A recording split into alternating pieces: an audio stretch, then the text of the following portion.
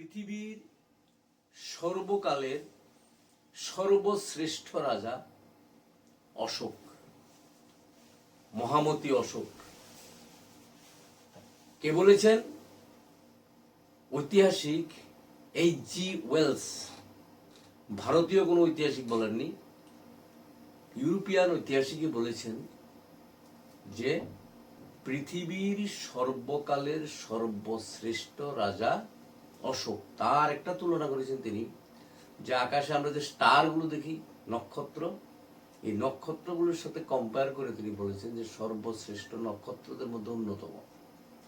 তাহলে এই যে অশোক, সম্রাট অশোক, আমরা জানি তার পিতা বিন্দুসার।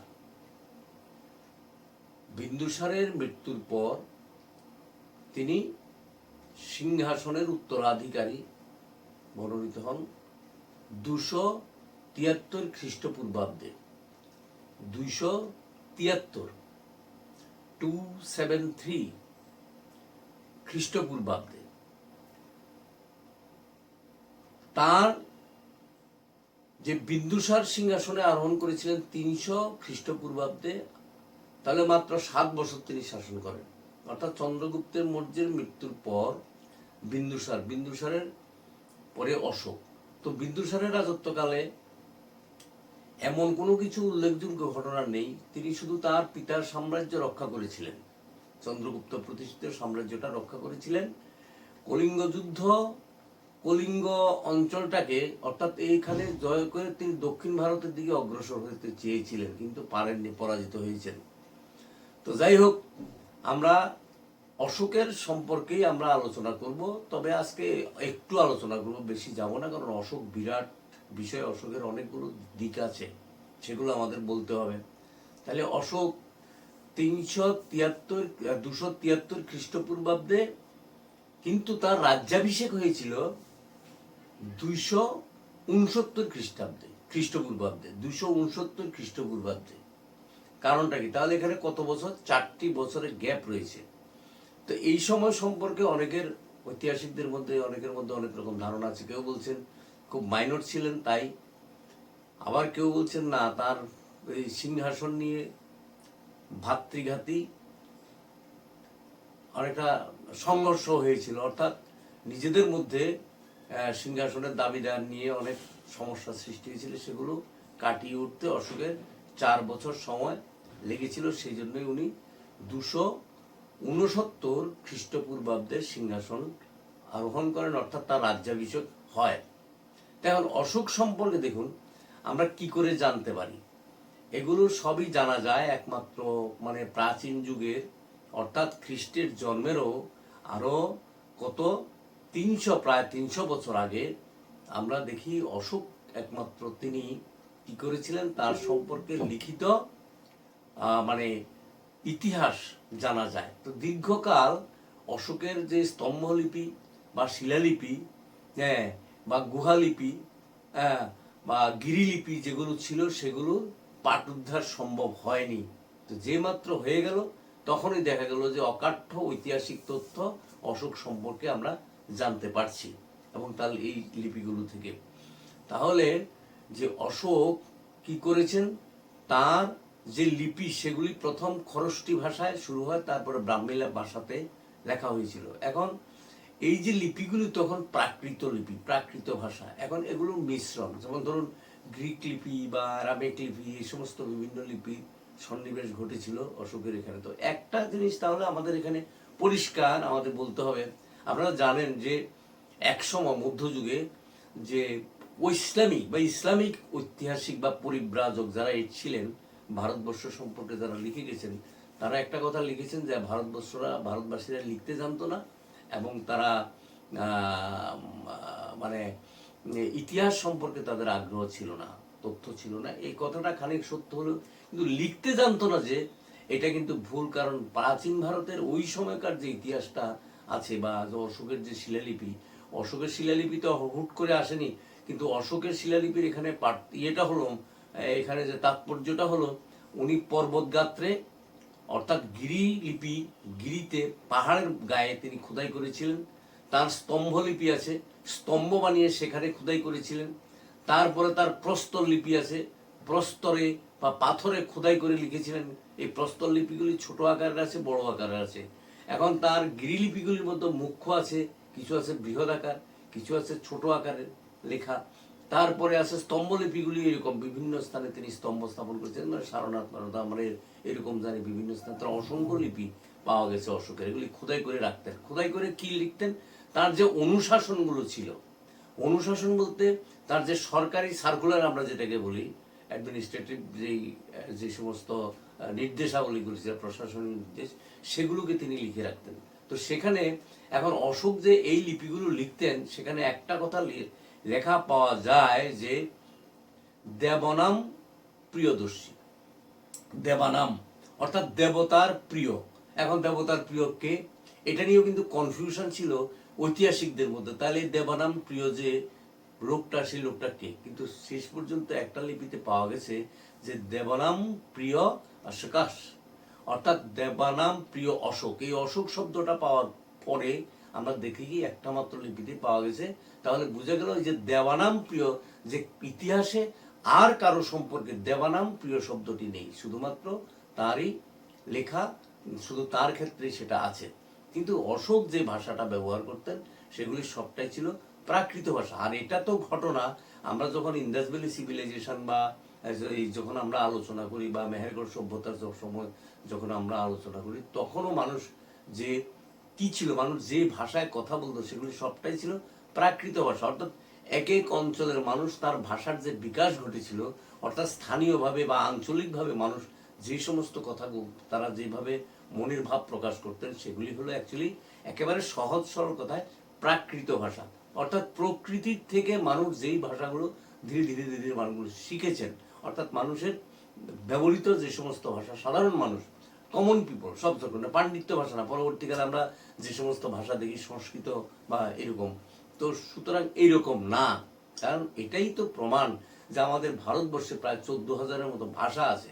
দেখুন, ছোট বড় অল্প স্বল্প মিলিয়ে বিভিন্ন রকম জাতীয় উপজাতিদের ভাষা, তারপরে আদিবাসীদের ভাষা, এইরকম যে সমস্ত ভাষাগুলো আছে, তারপরে উন্নত যারা সম্প্রদায় আছে তাদের বিভিন্ন ভাষা। আমরা মেনলি যদি মারাঠা, গুজরাটি, তামিল, তেলেগু এই সমস্ত ভাষার কথা বলি, বাংলা ভাষার কথা যদি বলি, হিন্দি এই সমস্ত ভাষার কথা যদি বলি, তাহলে এই সমস্ত ভাষার বিকাশ কিন্তু আমাদের দেশে প্রথমে হয়েছিল অনেক অনেক আগে। ভারতীয় সভ্যতা প্রাচীনত্ব তো অনেক বিশাল এবং অনেক বিরাট ব্যাপার স্যাপার, স্বর্ণখনি আমি মাঝে মাঝে বলি, তো বিশাল বিষয় রয়েছে। তো যাই হোক, অশোকের সম্পর্কে প্রথম আমরা লিখিত এই সমস্ত স্তম্ভলিপি বা গুহালিপি বা গিরিলিপি বা শিলালিপি থেকে আমরা পেয়ে যাই, এবং অশোকের সাম্রাজ্যের চারিদিকে ছড়িয়ে ছিটিয়ে সেগুলি রয়েছে।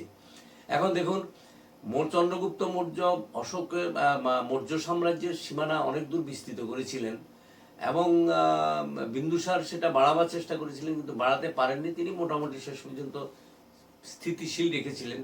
কিন্তু অশোকের জীবনে আমরা দেখতে পাই যে সাম্রাজ্য বিস্তারের তার যে প্রচেষ্টা, তার একটা মাত্র যুদ্ধ বিজয়ের কথা আমরা জানি, সেটা হলো কলিঙ্গ বিজয়। কলিঙ্গ বিজয় বলতে, কলিঙ্গ বলতে আমরা বর্তমানে যে উড়িষ্যা যে রাজ্যটা আছে, যে অঞ্চলটা আছে, এটা না, এটার আরো বিস্তৃতি তখন ছিল, আরো পরিধি অনেক বিশাল ছিল, এটা তিনি জয় করেছিলেন। এখন এই কলিঙ্গ রাজ্য জয়ের পেছনে অশোক কেন কলিঙ্গ আক্রমণ করতে গেলেন, এটা নিয়ে অনেক রকম মানে ঐতিহাসিকদের মতভেদ আছে।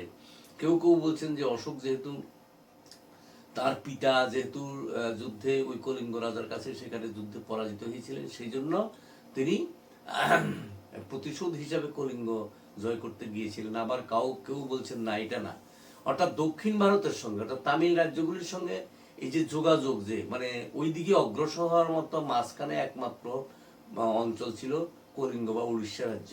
তো সেই জন্য অশোকের সামনে এটা একটা বিরাট চ্যালেঞ্জ ছিল যে তিনি এই রাজ্যটাকে জয় করবেন, এই অঞ্চলটাকে নিজ সাম্রাজ্যভুক্ত করবেন। এই উদ্দেশ্যে তিনি প্রকৃতপক্ষে কিন্তু কলিঙ্গ আক্রমণ করেছিলেন এবং বিজয়ও তিনি হাসিল করেছেন। সেখানে বলা হয় যে 1.5 লক্ষ লোক বন্দী হয়েছিল, 1 লক্ষ লোক নিহত হয়েছিল কলিঙ্গ যুদ্ধে। আপনি ভাবুন, কলিঙ্গ আক্রমণ করেন খ্রিস্টপূর্ব 260 অব্দে, অর্থাৎ 260 খ্রিস্টপূর্বাব্দে অশোক কলিঙ্গ রাজ্য আক্রমণ করেন। ওই সময়কার মতো সময়ে 1,00,000 লোক নিহত হয়েছিলেন, 1,50,000 লোক বন্দী হয়েছিলেন। এখন এটা নিয়ে কিন্তু বিতর্ক আছে যদিও, কারণ তাহলে কি এত সামরিক শক্তি কি কলিঙ্গ রাজার ছিল বা অশোকেরও কি ছিল?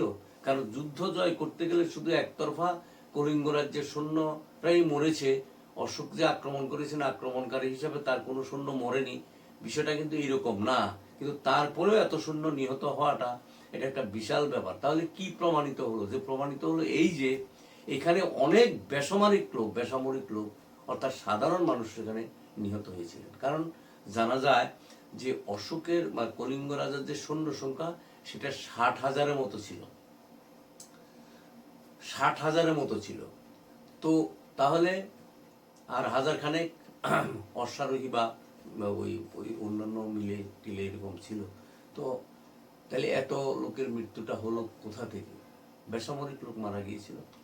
এই যে অশোকের যে যুদ্ধ বিজয়, কলিঙ্গ বিজয় তিনি করেছিলেন, শুধু যুদ্ধ বিজয় করেননি, চূড়ান্ত বিজয় অর্জন করেছিলেন তিনি। এরপরে অশোকের মনে বিশাল পরিবর্তন আসে, কারণ এই যে রক্ত, মানুষের হাহাকার, মৃত্যু, কেউ স্বামী হারিয়েছে, কেউ পুত্র হারিয়েছে, কারো বাবা গেছে, কত শিশু অনাথ হয়েছে, এই দৃশ্য অশোকের মনে একটা বিশাল দাগ কাটে। আরেকটা বিষয় আছে, সেটা হলো বৌদ্ধ ধর্ম। অশোক বৌদ্ধ ধর্ম গ্রহণ করেন। বৌদ্ধদের যে শান্তির বাণী, গৌতম বুদ্ধের যে শান্তির বাণী, সেটাও অশোকের মনে একটা বিরাট পরিবর্তন এনেছিল।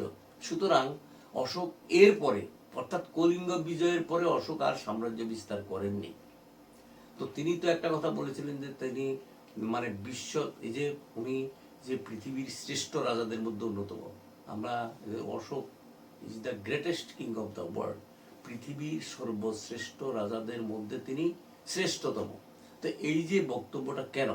তার শাসন কার্যের নিশ্চয়ই এমন কিছু আছে, দিক নির্দেশ আসে, যেগুলি তখনকার মতো সময়ে পৃথিবীতে তিনি তার শাসন কার্য পরিচালনার জন্য তিনি দাগ কেটেছেন। তাহলে আমরা অনেক পৃথিবীর বড় বড় রাজাদের নাম শুনি, তখন তো রাজতন্ত্র ছিল, গণতন্ত্র তো ছিল না। কিছু কোনো কোনো দেশে বা কোথাও কোথাও গণরাজ্য ছিল ছোট ছোট, কিন্তু এত বড় বৃহৎ সাম্রাজ্য কোথাও ছিল না। যারা ছিল সেই সমস্ত রাজাদের অনেকগুলো ব্যবস্থা ছিল, যারা কেউ অশোকের মতো যে শ্রেষ্ঠত্বের অধিকারী অর্জন করতে পারেননি। এটা বিভিন্ন, আপনারা যদি ইতিহাস অশোক সম্পর্কে জানতে চান, অশোক সম্পর্কে প্রচুর প্রচুর বই আছে, সেখানে আপনারা দেখবেন, জানতে পারবেন অশোকের সাম্রাজ্যের বিভিন্ন দিকগুলো আছে, এবং তিনি কিভাবে পরবর্তীকালে যে চন্দ্র অশোক বলা হয়, চন্দ্র নীতি গ্রহণ করেছিলেন তিনি।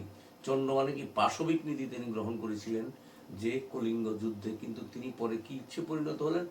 ধর্মাশোকে পরিণত হলেন। তিনি এখন আর যুদ্ধ বিজয়ের কথা ভাবছেন না, তিনি ধর্ম প্রচার করছেন। তাহলে অশোকের ধর্মটা কি, সেটাই আমরা পরবর্তীকালে অবশ্য আমরা আলোচনা করব, এবং তিনি কিভাবে তার প্রজাদের জন্য সবে মুনিষে প্রজা মম, তিনি সব মানুষকে আমার প্রজা, তিনি তার প্রজারূপে তিনি মানে গণ্য করেছিলেন। এবং শুধু তাই না, তিনি বলছেন আমি প্রজাদের সেবক। এই যে কথাটা, এটা কিন্তু বিশ্ব ইতিহাসে একটা দিক নির্দেশকারী ঘটনা। কিন্তু অশোকের এই যে বিষয়টা, মানে অশোক এতটা বেশি এটাকে ব্যবহার করেছিলেন, মানে এতটা প্রসার লাভ করেছিল তার। সুতরাং অশোক সম্পর্কে অশোকের যে বিষয়গুলো আছে, অন্যান্য যে বিষয়গুলো আছে, সেগুলো টার্নিং যে বিষয়গুলো, বিস্তৃত আলোচনা করার কোনো অবসর নাই, তাহলে অনেকদিন সময় লেগে যাবে অশোক নিয়ে আলোচনা করতেই। তো বন্ধুগণ, আজকে আমি একটু সংক্ষিপ্ত রূপরেখা দিলাম। যদি এই ভিডিওটা যদি ভালো লাগে, তাহলে তাকে শেয়ার করবেন এবং সাবস্ক্রাইব করবেন, বেল আইকনে টিপ দেবেন, তাহলে আমার যে কোনো ভিডিও যখন আমি দেব, সেই ভিডিওগুলো আপনার কাছে চলে যাবে। ভালো থাকবেন, সুস্থ থাকবেন।